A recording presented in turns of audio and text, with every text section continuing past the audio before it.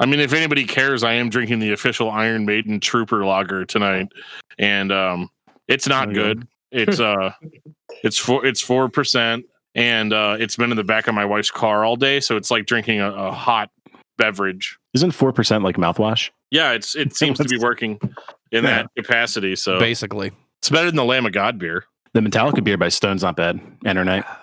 I don't know. John drank some of that during Brutally Speaking and almost puked right there on the camera. Really? Yeah.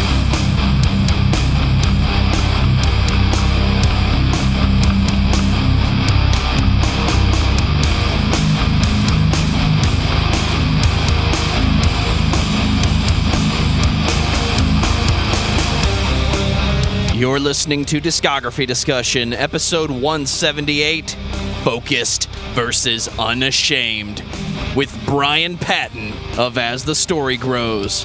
Look, I've been stuck inside my house for months, and I have to come on this podcast for human interaction with somebody that's not my wife and children, so that's why I'm here, guys. Thank you. Hosted by Dan Terry. I'm sorry, I thought we already did this. David Van Zandt. I honestly didn't believe this was happening. And Joseph Wren. Which, is it really a sing-along if Aaron Weiss comes out and does his thing? Presented by discussmetal.com. And if you're so focused on trying every beer that you had the Iron Maiden Lager and didn't like it, then you are ready for this episode of Discography Discussion. I am Joe, that is Dan, that is David, Bryan Patton is here. My tag team partner returns. Yeah, I'm halfway through the beer. I still don't like it. I don't do my hair on a Sunday, but, you know, El Pompadours, we got to represent. You know, every day. I know. I feel like we've got like the two hair guys, and then me and David are over here like looking like crap, looking like Muppets, basically. So I much did a beard. Pompadour before Eddie was born. Once my son was born, man, I don't have time for that anymore. I just let it all grow out. You just need to prioritize your time better, David. Yeah, right. Well, my beard hair is exactly the same as my head hair. 100% fro? Yeah, pretty much all the time. So this is actually pretty short in comparison. This is where I like to live as an adult. But as a kid, man, I was like straight up Cedric Bixler for like 2 years. It was nice. He's not lying. I have pictures. Nice. It's fun to have Bryan here. I feel like I'm in podcast royalty right now. Oh, I need a Seth Rogen to complete the trifecta. Is that the guy that talked to Sean Jonas? the least known Jonas brother. The best one. Got up my beer on that one. Oh man. Well, we got a really fun episode for you guys tonight, and I think it'll especially be fun for members of the old school tooth and nail 90s Christian hardcore and spirit-filled hardcore and metal page.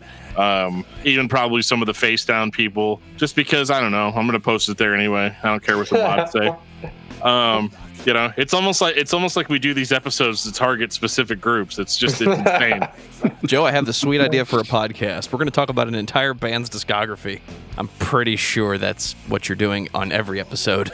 I mean, that is absolutely what I try to do. But this one's going to be a little bit different. So you guys have heard our Versus episode that we did a few months ago, which was Strong Arm versus Few Left Standing. Some people got upset. There were some hot takes being thrown down on there. That's why Bryan's here, right? Yeah, Bryan only agreed to show up in order to defend the next two bands that are being versed. Just to make sure we're not going to drag any hardcore bands through the mud this time. We're going to try not to. I don't know though. Not on that episode either. Yeah, well, David's about to become everybody's least favorite host on Discography Discussion tonight, so no pressure. So this is all in good fun. Obviously, I live in a world where I appreciate having Focused as well as Unashamed, and would not want to actually have to pick between one or the other. This is really the Versus thing is basically just clickbait. You're listening to it now, getting ready to get mad. But what we're really going to do is we're going to just talk about these bands, and we're going to talk about the impact that they had on the hardcore scene, more specifically the spirit-filled hardcore scene of the early 90s. For those that do not know, what is spirit-filled hardcore? Well, I mean, spirit-filled hardcore is focused. For lack of a better term. they actually kind of coined the term spirit-filled hardcore. So what you have is a hardcore band that sounds musically like pretty much any other kind of hardcore band, except what they're hardcore about is Jesus Christ. So might not be a great taste in everybody's mouths, but it's definitely some of the first types of hardcore music that I became a fan of. And I feel like a lot of these bands from this era, the mid to late 90s, I feel like a lot of those bands are not very well represented anymore. When people talk about Christian music and Christian hardcore, it seems like they're talking about a lot of the bands that came before these bands, or came after these bands. And so in that regard, I think that these bands are massively important to this movement and are horribly, horribly unrepresented. I would probably have a different opinion about this music if I had grown up listening to it as much as Dan did.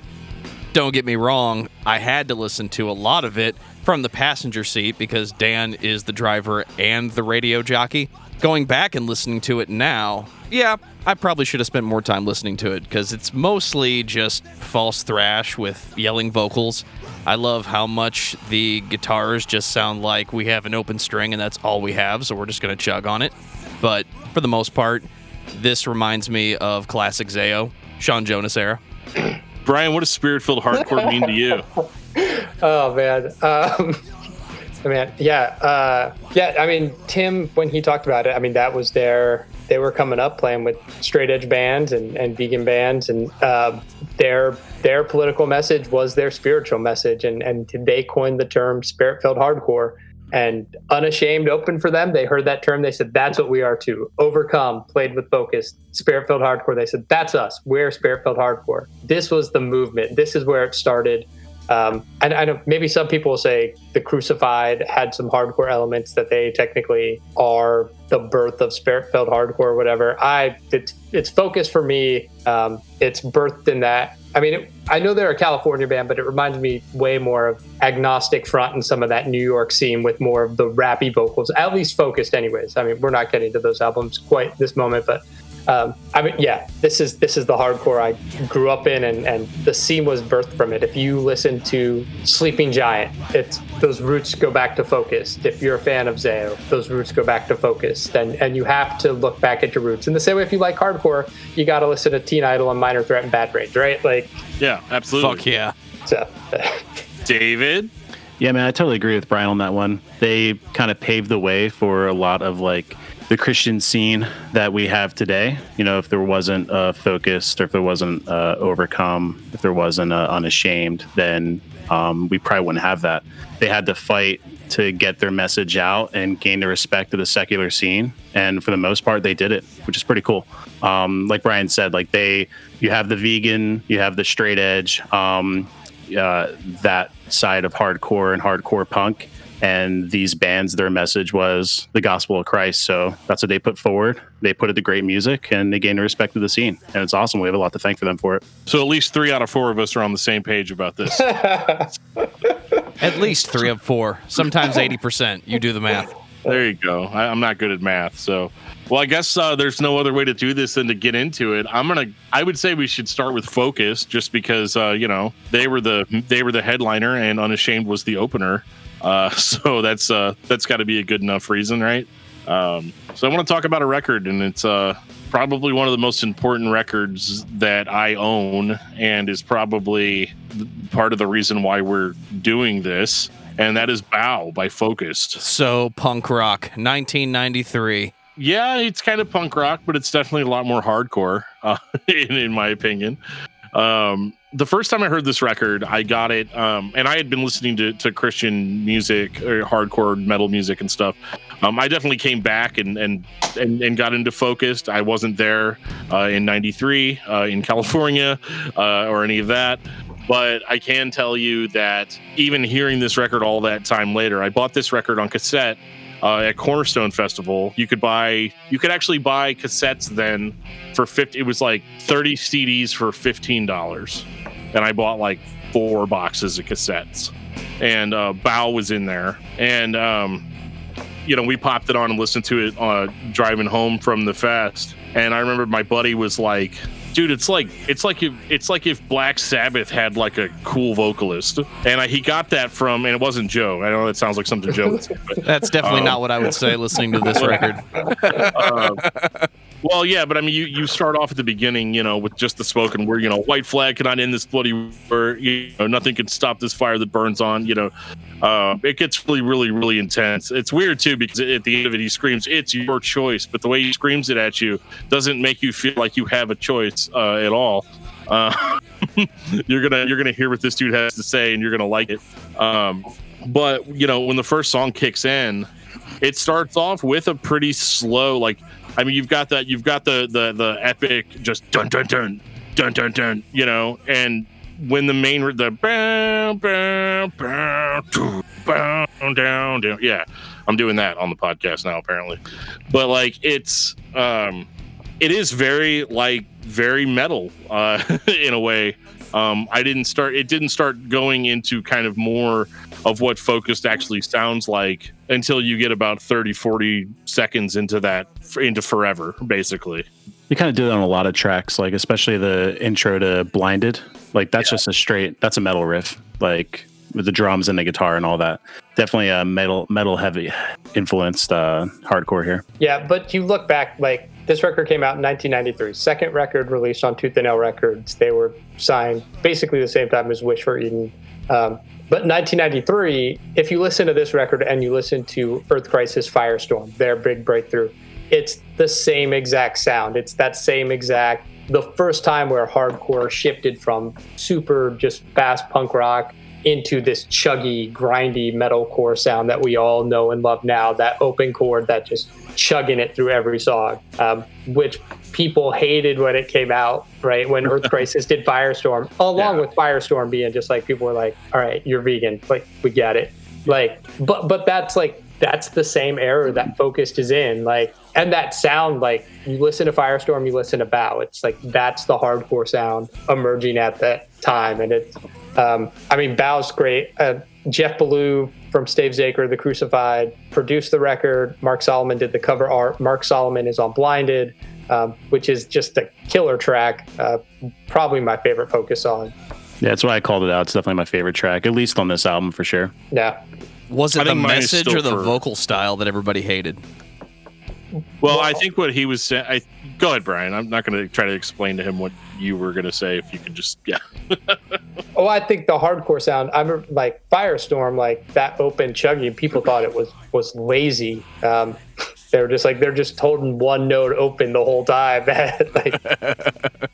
which is so common. It was rebirthed the genre. Right. That's kind of why I made the thrash comment earlier. And yes, it goes back to the punk thing. It's yes, it used to be, guys, just 3 chords and that was enough.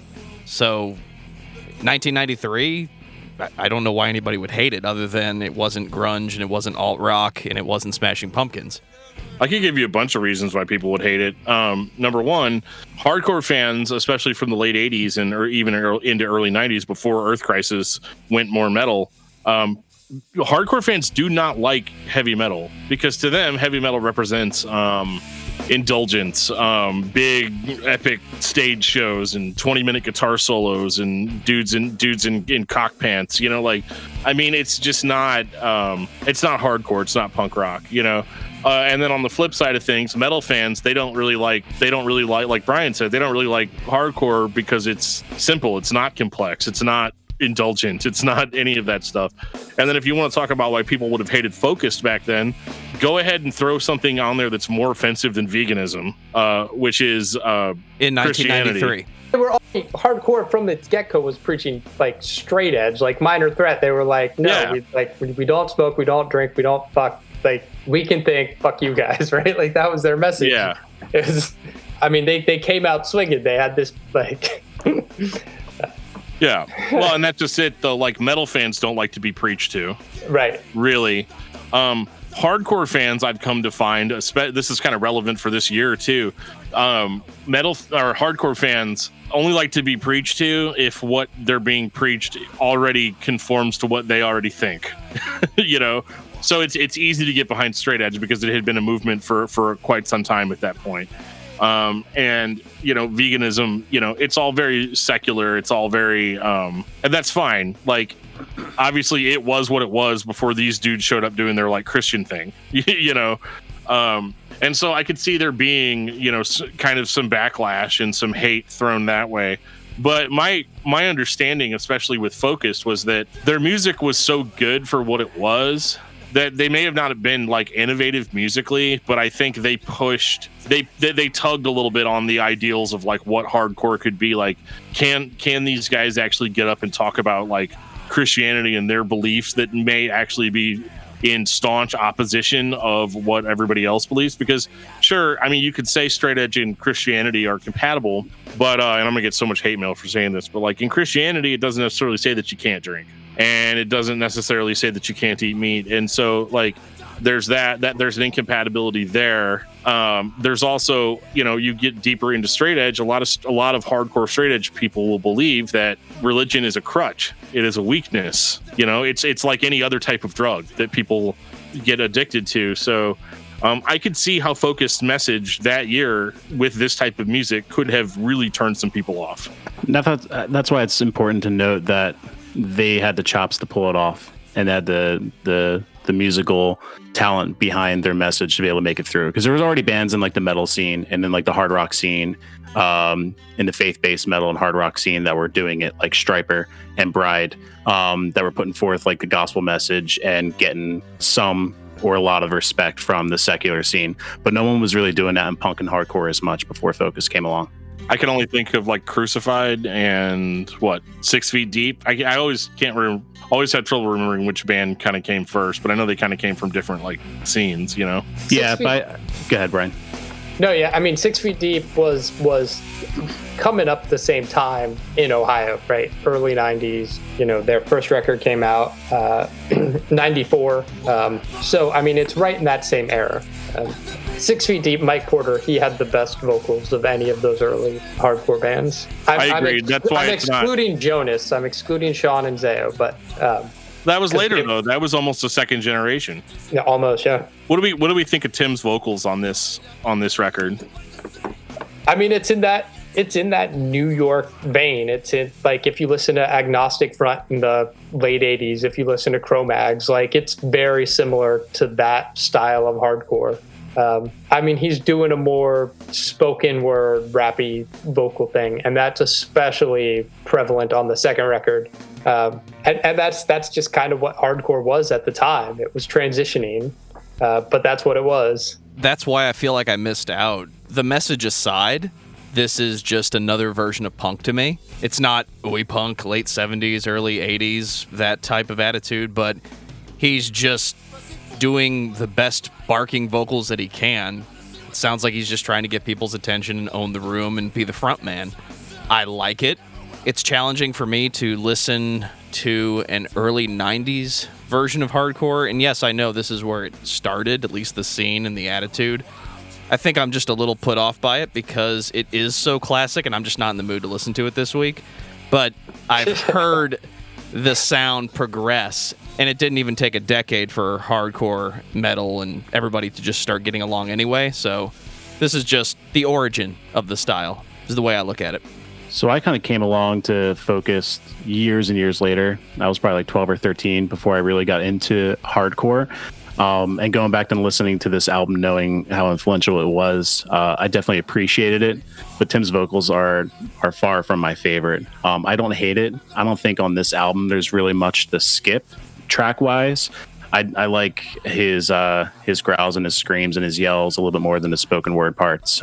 Like Behold, I think Behold's a great example of a song that he gets really intense throughout the entire time on. But it's just not. His vocals aren't my favorite out of all those early forefathers of the spirit-filled hardcore scene. But this album, out of the two, is definitely my favorite for sure. See, I think it's obviously it all comes down to taste. Part of me is like, man, I wish his vocals were harder, and we're gonna get into that whenever we start talking about Unashamed. The difference in vocals and that sort of thing. But like, it's also not fair for me to be a guy that was able to grow up listening to Dan and Zayo have that type of growl and snarl, and Chris McCadden from Embodiment and Bruce from Living Sacrifice. Like those guys had so much metal in their vocal delivery, and it was so extreme, and it was so many years later. Like, let's be honest. And so, you know, whenever you go back to something like Focused, I could understand how somebody might be a little thrown off because it's like, well, the vocal delivery isn't as heavy as I was expecting. And really, if you look at it, you know, like the riffs, it's a different approach. The music is heavy. The music is heavy itself is super heavy, but it's recorded differently than what you would get from like if they recorded Bow now, it would be like it would be full of like studio assisted bass drops, and you know would come off like the heaviness of the music would be like, I guess, enhanced in some way. I think really what hurts this record is the production, because and again, a remaster could fix all of it, you know, but it definitely doesn't hit as hard as it could. But I really like that about it. There's something about, and it's funny you say about the spoken parts. I actually like the spoken parts more than I like the screaming, just because that's what I'm kind of used to, like kind of just like an aggressive vocalization that isn't just so over the top that you can't be affected by it. And, you know, whenever I hear Tim yell and pseudo rap or whatever it is, like, I believe it. I believe it in a way that I don't believe a band that has a more extreme vocal. It's very passionate. It's very real. And he's not afraid to be heard. You know, his message is first and foremost for every single one of these songs. So I think it's almost in a certain sense more hardcore to be more clear and understandable. Like, you can go and see this band play live and you know what they're all about just by listening to the songs, even if they don't go for 5 minutes between songs about what everything's about. You get a kind of an air of what this band is doing and what they're saying, just by the music alone. And I think that's very significant, and I think that's why this record, you cannot necessarily be into the style, but you can still be affected by it in a certain way. Like, I'm certainly not as like up on the Bible and into all of that stuff as much as I used to be. But whenever I listen to this, I still get those little, like, you get those little hairs that stand up on the back of your neck when you're listening to it. It's the same feeling I get when I'm listening to, like, you know, old Zao or Seventh Star or, you know, bands like that. Like, just these bands that were super, super, super, super into their message, whether it was something I agreed with or something I didn't agree with. And so for that, I salute them. You can't say anything bad about Bow without me getting upset. I guess this is where I'm coming from with it, because that's the most honest thing you've said all day. out of that box, you know, 15 or 30 cassettes for $15. This was like by far the standout, and there was stuff in there that was awesome, you know, like Training for Utopia, Overcome, you know, like all these bands. There were tons of Mortification tapes in there, but those weren't as awesome. But yeah, this record just 30 absolutely tapes, one of every album. Yeah, dude. This is the real deal, and this is hard to top. Going back to his vocals, Joe, one of your like biggest complaints about hardcore is that they have a long list of lyrics, but you can't hear a single word they're saying. You always call that out pretty much every time we do a hardcore or metalcore band. That's mostly grindcore, but go on. You can't say that about Tim. And like even the title track opener, just 55 seconds of just him reading off like a declaration. Like, you can't say that you can't hear what he's saying. You can't understand what he's saying, and I'm sure that was intentional to kind of get their message out. You are 100% correct. One of the things that I've learned from Dan, and it started with Me Without You, was that you could have music where the vocalist was not necessarily singing or being heavy, but the message was heavy. So now you have the vocals being expressed in the most basic form that people that would complain about thrash, like a Typo Negative, or even old school Slayer, that you couldn't understand what he was saying because, he's speaking too fast, or he's not singing it, or you should sing a melody. And yes, trying to convince me originally with Dan Wayne of Zao was probably not the best way to get your point across. But then you switch to Me Without You, and you can understand 100% of what Aaron Weiss is saying. So you're correct. The message is very clear. Whenever I say that Bow can't be topped, there is a second Focus record that I don't feel like gets talked about enough. 1995, The Hope that lies within. You guys like power lines? Because there's power lines on the cover. Jeff from Unashamed took that photo. That's Jeff from Unashamed's photograph as the cover art for Focus. So I'm feeling the power. Did he also take the cover photo for Silence by Unashamed? I don't know. I'll have to look at that. It's got a very similar. We'll get to that. It's got a very similar minimalistic tone to it. Anyway, this record is, well, it's a little bit different, right? Like, and I don't want to trash this one. It's just that, like, we just talked about how great Bow was, and I feel like this really, really, really does continue what they were trying to do on Bow. But I do wonder if hardcore, at least this type of hardcore, this spirit-filled hardcore thing that they kind of had started to kind of move past them at this point. Did they go like more of they have more punk rock elements to this one, I think, than the last one. I mean, right? It's groovier. Sometimes his vocals are rappier, but I feel like his yelling is better on this record. The production is cleaned up. I don't know if that helps or hurt. It's more technical. I mean, if you thought Bow was just chugging, this record is more technical in its guitar work. I love the Chain of Strength cover that closes this record. Hurts to ask. I mean, it's great when Chain of Strength does it. I love the Focus version. But yeah, it's whatever is polished about this record does not hit you as hard. And like the songs are still bangers. Empty is great. Like Dead Sky's amazing, but it doesn't hit you that same way. It's a good record, but yeah, Bow is the go-to Focus record. And as me and Dan were saying earlier, maybe it's just nostalgia that was the first one, and maybe still that clouds judgment. Yeah, absolutely. Well, and the question that I would pose then would be, would this have hit just as hard if it had been the only Focused album? Like, let's say they never released Bow, and this was the debut of Focused. Would the band have still been as influential as they were with Bow? Oh, how fucking answer that question? I know you can't. Yeah, I can't say it all because I listened to them both. Dan just showed up with a piano and said, "What if God was one of us?" Well, no, I mean, it's an impossible question, but it's an interesting kind of pondering point. Because that would take away the entire curtain of nostalgia on it, in that, like, if this is the first thing that I've heard, and I'm gonna try to give as feeble of an answer as I can to that question. I think that it absolutely would. I think that this would have been just as awesome. It probably, if this was Focus debut, and let's just assume no other bands had popped up, before 95. Like, let's just pretend this came out in 93 for this analogy to work. In a scenario where nothing else exists, and this is the only option. In a world where Bow didn't come out in 93. But I think that it hits just as hard. I think the passion is still there. And I think that, again, like I said, with Bow, you can still get everything you need to know about what this band is about from listening to the music with no other supplemental material. And I do think that the only thing that really hurts it is that it is a little bit cleaner. Bow was unintentionally not as well produced, I think. Whereas this one kind of, I don't know, the technicality, like you take the slow, like I wouldn't consider Focus to be like a fast band. So I do think that some of the added technicality of the songs kind of hurts them a little bit because they're already at a slower pace. Because I mean, at the end of the day, what's more impressive? Technicality that's played at a slower pace or technicality that's played really fast? I mean, but they changed drummers for this record. They changed out one of their guitar players on this record. So, but I mean, hardcore, like, it was slowly moving into more groove. And I mean, who were their contemporaries in the scene that they were playing with? I mean, Unashamed, POD, Overcome. I mean, we can say POD is not a hardcore band. POD was playing with hardcore bands back in 94, 95.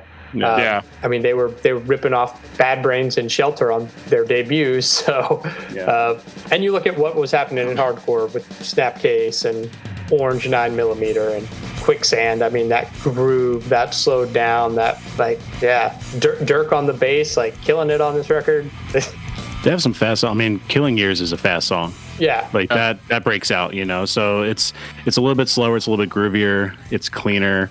I like Tim's vocals better on this one, but I like the songs better on Bow. I think on Bow, start to finish is a strong record. There's a couple skippable tracks, at least to my taste, on this record. But there are really fast, upbeat parts to it, like Killing Years, for sure. I thought Tim sounded so different on this record that I didn't even know that it was him the first time I heard it, because his voice sounds different. I don't know if they just used different mics or whatever. Like, I had to listen to him. I had to listen to him doing the speaking vocals like a whole bunch of times where I was like, okay, yeah, that's Tim. Yeah. This record is not as musically monotone as Bow. There's more melody. They have some dissonant qualities. They also break into actual melody. But I agree with Bryan. It's not as intense. It's not as impacting as Bow. I think the only reason this record would be equally as impactful, to Dan's point, you're only listening to the lyrics if you think this record is as impactful as Bow. That's fair. Proud of you, Joe. That was a fair point. I have more than one.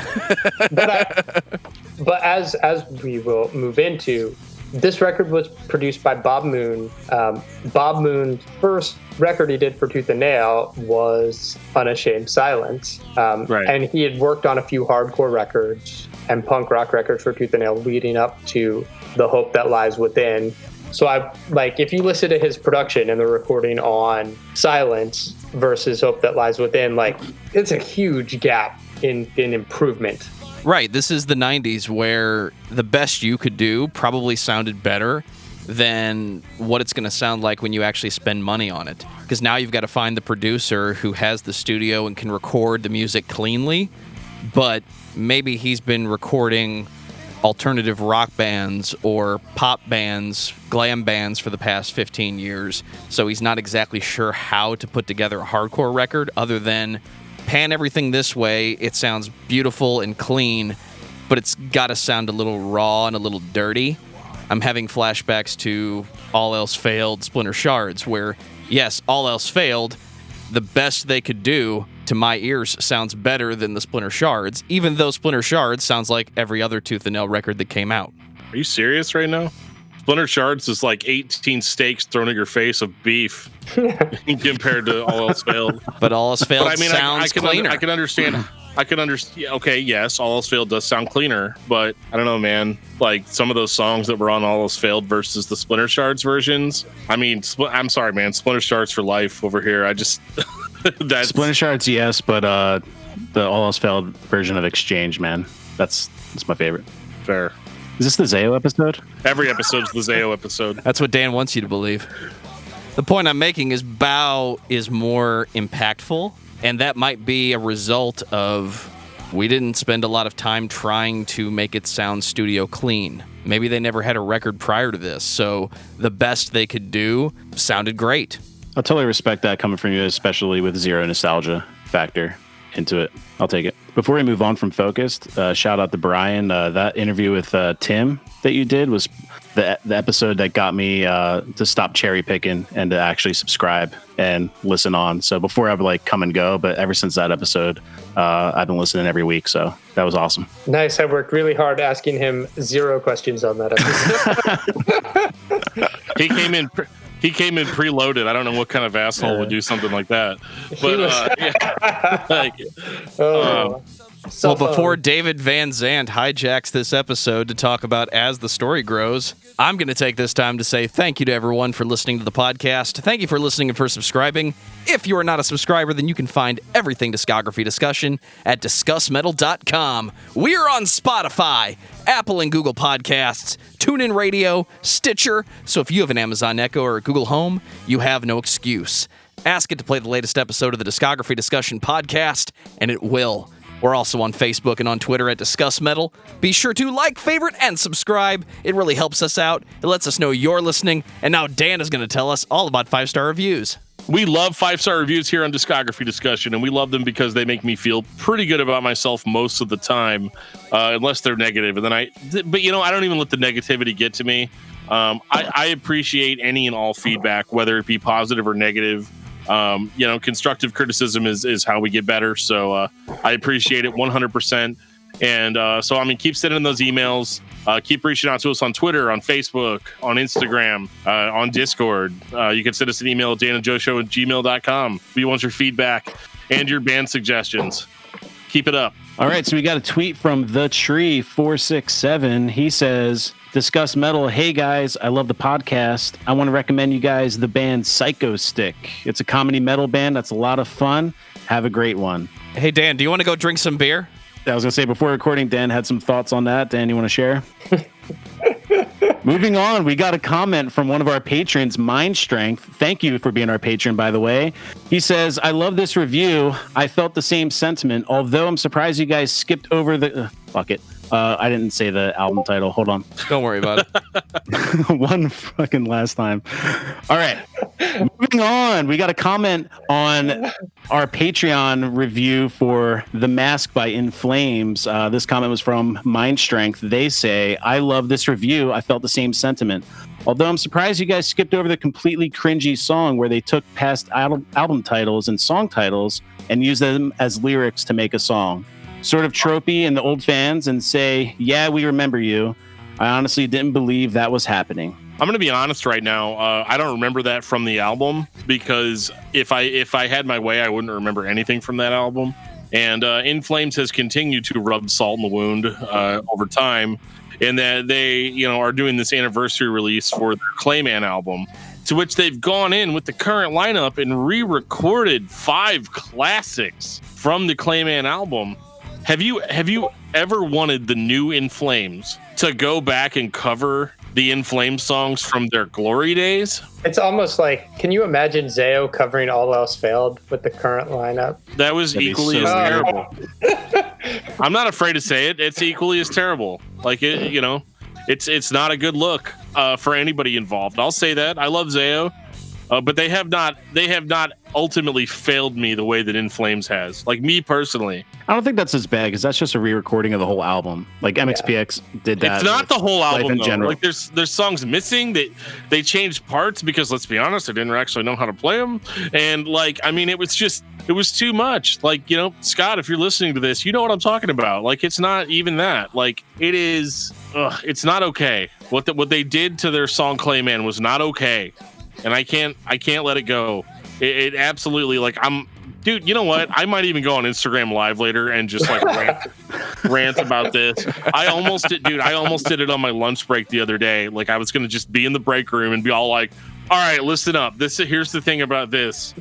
And then I realized that was probably not be a good look either for me, but whatever, man. Like it's how I feel. They need to just stop. That band needs to completely stop. And now Bryan Patton is going to tell us all about As the Story Grows. It's great. I don't have co-hosts, so none of this nonsense. No. Look, I've been stuck inside my house for months, and I have to come on this podcast for human interaction with somebody that's not my wife and children. So that's why I'm here, guys. Thank you. Of all the people you could have picked. Yeah. Yeah. We just had Sean Jonas and Jesse Smith from Zayo, and they were awesome. Former members of Zayo. Yeah, we're just going week by week at this point. We potentially have cool stuff in the works. So you had Tim Mann from Focus on your Tim podcast? Mann from Focus, Jeff from Unashamed was on. Dan Terry from Discuss Metal. Dan Terry from Discography Discussion was on the podcast. It was cool. Yeah, Overcome. Jason Sitson, Overcome. Check him out. He was cool. Mike Porter from 6 Feet Deep in Branson. That's if you like old school hardcore. We might be done with that for a while. It's weird. We pulled the bucket up out of the well. I've talked to everybody. We pulled the bucket up out of the well last week and it was empty. I don't know.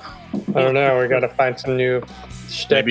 Maybe you should poison the well. Okay. Are we ready? Are we ready to go to our contenders, which will be Unashamed? I hate saying contenders because we're not really pitting the bands against one another. Like they're both awesome. So on the second Helpless Amongst Friends compilation, there's a band called Resolve, and it is Tim Mann from Focused and Jeff from Unashamed plays guitar in the band. So here's your crossover, one song. And that's amazing. And you don't like Tim's vocals and wish they were more aggressive and more in your face, check that out, because his vocals are way harder in Resolve than they were in Focus. So Whatever happened to that band? they have one song on Helpless Amongst Friends too, and that's it. That's all I know. That is fair. That is totally fair. That's all I got. So here's the thing about Unashamed. They're awesome. Yeah, as much as I just like globbed all over Focus, like you would think that is where I would be putting my towel in the ring. If that's the right terminology. I like Unashamed so much more than I like Focused. It's not because I hate Focused. Like I wouldn't like Unashamed if I didn't like Focused, if that makes sense. Focused was just so like if you go back and you listen to Silence by Unashamed, came out 94. So I mean we're dealing with like the exact same time period here, right? So this tape this was in a different box that I bought from Cornerstone. From the same dealer, I actually bought a copy of Living Sacrifice: The Hammering Process that was signed by Bruce for more money than I really want to really talk about here. And actually, I recently, because I was down on my luck, I ended up selling that to Joe Calderon of Lightworker. Now has that. I was going to ask if that was the copy he has now. Now has that vinyl. Yeah.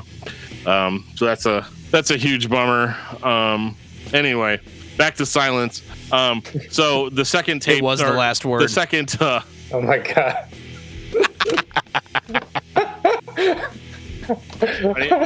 I need 10 seconds. I've been waiting all week to do that. I know you have. Silence is a lot like Bow in the sense that it is not necessarily what you would consider to be a musically remarkable or innovative hardcore record. In the sense that, and actually I threw a teaser out on the 90s spirit-filled hardcore metal group earlier this week where I was like, hey, we're going to be talking about Focused and we're going to be talking about Unashamed. What impact do you think that these bands had on spirit-filled hardcore as well as hardcore in general? And I got a lot of responses along the lines of like, oh, so impactful. But then a man after my own heart, Mr. Nathan Lehman, decided to jump in and he goes, I'm going to be totally honest here. I don't think either of these bands are influential to hardcore in general, musically, at all. It's not like they dropped a record and it was like some sort of huge success, and I'm paraphrasing everything he's saying here, but like Nathan's cool.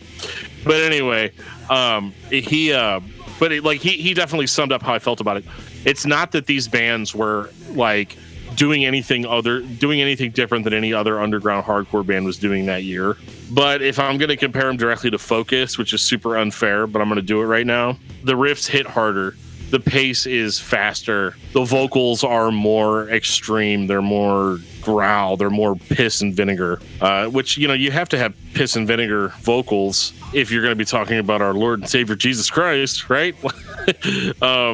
It's so angry, and for some reason it just like felt to me like the next step to what Focus was laying down. It was like it's the tried and true adage of no matter how hard you bring it, there's always going to be some other guys that are bringing it harder, no matter how hard you try. And I think for Focus that was Unashamed.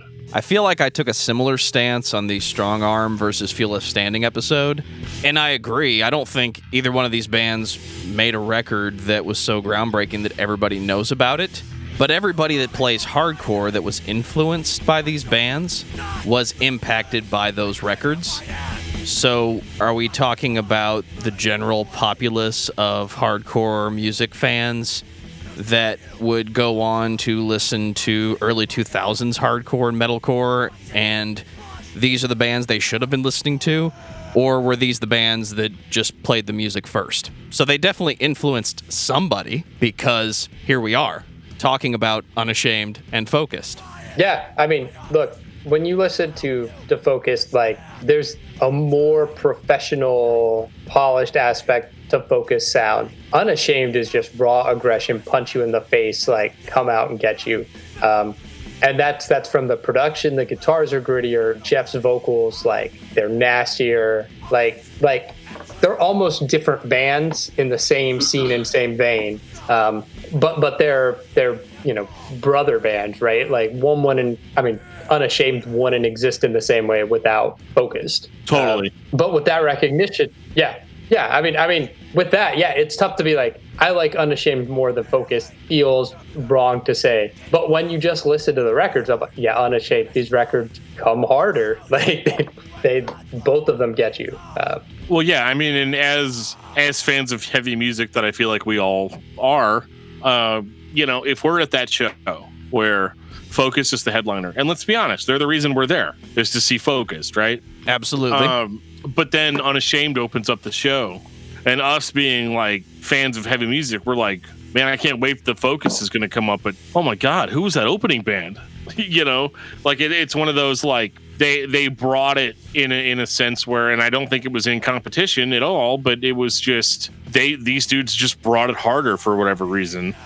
And the only thing that I can really criticize about this record, if there's anything at all, is just I feel like Focused might have been a little bit better players than Unashamed. I think their songs probably stick with me a little bit more than Focused. But I do feel like, as far as getting that message out to people, it is probably the most aggressive that Christian hardcore was that year. Totally. Yeah, definitely. I agree with both of you guys. Jeff's vocals are definitely more up my alley in my taste in hardcore and heavy music, which is why I kind of flocked to Unashamed a little bit more. Throughout the years, I think I would go back and actively seek out an Unashamed record to listen to in my daily cycle. Focused, not as much. And that means no disrespect at all, because obviously Focus, and especially Bow, is like on legendary status, where for some reason I don't think either of Unashamed's albums have ever hit that kind of level of lore inside the spirit-filled hardcore scene that especially Bow has. But for me, that sound is what I look for, and they delivered on it. So I definitely and go back to what Nathan was saying in that group. And if there's anyone that I will listen to hardcore criticism, it'll be Nathan Lehman. He's like a walking encyclopedia of hardcore punk. I don't think that either band, and correct me if I'm wrong, it's just my assessment, I don't think either band was as influential in the secular scene as they were in the kind of spirit-filled and the Christian scene. So when we're talking about impact and influence, they undoubtedly had a huge impact and influence in Christian hardcore and Christian heavy music, even in Christian metal, from a message standpoint. But probably what Nathan is saying is that not so much in the secular and mainstream, which totally makes sense. And if you're in the St. Louis area, check out Nathan Lehman's band Placeholder. They're going to be dropping another EP pretty soon here. Awesome hardcore punk band. I think I had agreed to go to a show, and then COVID hit, and so it was one of those ooh, sorry, dude. Yeah. Well, we did actually end up having Don Bastard of the Bastard Squad on, who owns the record space recently, yes. And apparently him and Nathan are friends, so it's kind of a small world. And neither one of them can get me the first Placeholder 7-inch, unfortunately. I could probably procure that for you. Hook me up. I will try my best. The only thing I can really say about Silence versus Bow, or The Hope That Lies Within, when I was listening to Focused, I expected it to sound like this. This is what I think of when I think of classic 90s hardcore. There's nothing wrong with those records, but I was a little more into this one at first. I wasn't looking for what the deal is as much as I was in the previous. All right. The guitars are filthy. The vocals are exactly what I think hardcore vocals are going to sound like from the 90s. The drums play fast. So this was more of my expectation. I think lyrically this is super strong. Almost like they were trying to outdo Focused as far as how extreme they could be about religion and about maybe religion's not like a good way to say it, but there's some hot takes on this record. If you're of that worldview, this is 100% right down your alley. If you're not, well, you're gonna prepare to be pissed. You're gonna have a bad time. They make some very strong statements on this record, and I'm fine with it, because I'm the kind of person that believes hardcore is the place where you're supposed to spread what you believe. That's why I listen to NIV. I don't like all their lyrics, but I appreciate that they have them. And you can't argue with like the sincerity behind it. That's my biggest thing. Like if you're going to say something that's heavy, you better fucking believe it. Because if you don't, then why are you saying it to begin with? I agree. I think there are exceptions to that rule. You gave me a lot of trouble a long time ago whenever we did our Under Oath episode, and we were talking about how because they were talking like hardcore about abortion and premarital sex, and I was like, they're like asking your thoughts on it.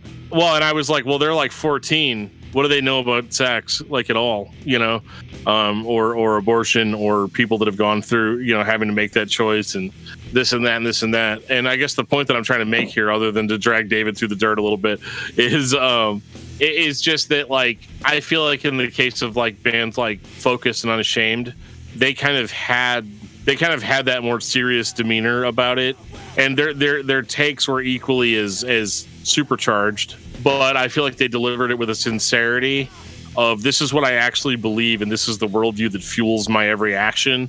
Whereas with a band like Under Oath, which was just a bunch of kids that year, talking about it, like you could tell that they were just regurgitating things that they'd heard at church. Whereas I feel like a band like Unashamed, it was more like this is the world as we have experienced it. Totally. And that to me is 1,000% more valid to the listener. Tell me what you really think more than tell me what you think at this exact moment. Are we ready for reflection? Yeah. Yeah, let's do it. I was born ready. 1996. Hey, Bobby's calling you, dude. At one point on the Tooth and Nail website, I was trying to find when on the Wayback Machine, but it's taking too long. They said, what was the bio on Unashamed? It was something like they recorded the perfect sophomore record and broke up because they would never be better than that. Yeah. And I think in a lot of ways, I mean, Jeff said that's not why they broke up, obviously. It's complicated. But yeah, I mean, Reflection is great. In the same way that Hope That Lies Within builds off what Focus was doing, but you don't like it as much because of its raw production. I mean, Reflection is just like the follow-up that it hits just as hard. I mean, there's not much. I don't want to say there's not much depth of difference between the two records, but it's like, yeah, I really like Unashamed, and so I really like this record. Yeah, and you're getting into why I picked these two bands specifically for this kind of comparison sort of thing, where, and I feel like, in my mind at least, the Victor is not the band that you would expect, in the sense that, I mean, I'll just be real here. I think that Reflection is a better follow-up record overall. Sure, Focus came in with Bow and it was incredible, but then Hope That Lies Within was kind of still that. You know what I mean? Like I don't hate that record, but you look at Unashamed's follow up to Silence, and you're like, oh man, they really brought it. Like, yeah, it kind of evokes the same emotions, and you could maybe criticize it. Like if it was any other band, I probably would be like, well, they didn't really change much between records, And this is where I'm going to be a hypocrite and say, how hard is it for a band to evoke the same emotions that you had the first time around, the first time you heard them again? How many bands can actually replicate that while still making music that has substance? And I'm not talking about like bands like Slayer where like every record sounds the same. I'm not like making that argument, because I don't think the Reflection sounds like Silence, but it evokes the same emotion, and it gets those goosebumps going for me in a way that the Hope That Lies Within just didn't do. And I like that. Joe talked about how the guitars were nasty, the vocals were nasty. You get all of that. This isn't like they didn't come back, later on with like a super cleaned up record, they came back with the same level of intensity that they brought the first time. And to me, that's more hardcore. Yeah, those are just as nasty. It's just as heavy. Oh yeah. And that on the whole record on a Worship cover is pretty cool. Yeah. It's there's a little bit more like technicality to the guitars. Like Separated has some really cool like slide moments where they didn't have that on the first record. A little bit more like harmonics in there, but I don't know. I love it. Jason Carson from the OC Supertones is playing drums on this record. Come on. Of course, right? That introduces a level of fire that you just couldn't, get anywhere else. I mean, it's so unexpected because, most people probably have no idea of that connection. But I mean, that is as kind of Jeff weird. said, when they broke up, the Supertones were getting popular. You know, they had discovered Sunny Day Real Estate and emo, and like they were like, you want to do different things emotionally with your music. Out of that, you just don't want to be angry and like all the time. Have you met Discuss Metal, Dan? I'm not though. Even when I was talking to Bryan for As the Story Grows, I think there were several times that I mentioned that like, yeah, I'm trying to get heavier and heavier and heavier. But on the flip side, I'm still also listening to like more emo stuff. Good Charlotte. Okay, yeah. NF. I deserve that. I deserve all that. But like, but I mean, I understand it too, in the sense of like, you know, they brought a level of passion that they clearly possessed on both records. But I could totally understand that as far as like, yeah, this is great, but like, I have now learned how to affect people in this way. How can I affect people in a different way? So, I mean, I totally understand it. I understand that like they couldn't have continued on at this level forever.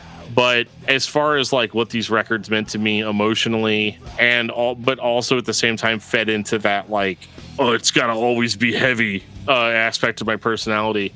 Unashamed just fulfilled that need for me in a way that Focus didn't. And it's not that I hate Focus. I can't say that enough because like I know that like when I post this in that group that there's going to be dudes from Focus that listen to this episode. So it's one of those like, you know, I'm not trying to say anything about that, but like if I had to pick and choose, I would never want to do that. But if I had to, I would pick Unashamed because they just brought it at a level that I didn't think was possible for that year and that time. That was kind of your final take. I was waiting for Joe to say final thoughts. I can do it if you're ready. Yeah. Final thoughts on Focused versus Unashamed. Bryan Patton. Man, I mean, they're two super important bands, and you can't deny how important, especially Focused, is in Bow. I'll throw some love for 6 Feet Deep in here too, because they don't get enough love because they were on a different label and they were out in the Midwest. Both bands are great. I would listen to both bands constantly. I still listen to both bands constantly all these years later.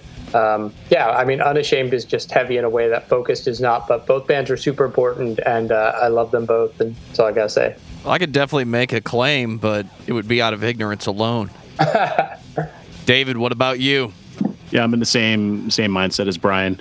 Can't love one without the other. I just listen to Unashamed more on a regular basis than I ever do Focused, but I can't deny the legendary status that Focus is, and they're not a lesser band. It's just two slightly different styles of hardcore, and Unashamed floats my boat a little bit more. That's all. Dan, final thoughts. Focused versus Unashamed. Well, let me preface this by saying that I'm glad that we live in a world where we have both bands, and it's absolutely okay for you to like different bands for different reasons. And it's actually not fair for some assholes to come on a podcast and say like, we're going to do this band versus this band. But you know, I think Focused is absolutely undeniably influential in what they did. That's my personal ale. Thank you. They are absolutely influential in what they did and what they established. There is no band, I mean, in a certain sense, there is no more important hardcore Christian band than Focused. But I'm also the kind of guy that likes my stuff to be a little bit heavier, a little bit punchier, a little bit nastier. I like to use that word earlier in the episode, Joe, nastier. But it's also kind of a springboard effect. So while I recognize that a band like Overcome. Well, Overcome, that actually applies. But a band like Unashamed is not possible without a band like Focused. So I recognize that. But as far as the records that I listen to more frequently, I'm going to have to give the edge to Unashamed, because Unashamed is just they're kind of next level in that regard. But I still love Focused. Don't hate me. Well, I am definitely not the most qualified person to end this final thought. I think everybody who speaks before me has just a little more credibility when talking about these two bands. I have heard Unashamed. I've listened to Focused, but I never sought out these bands. I feel like they influenced better bands. So what does that say about them? What did they do that impacted better bands so well?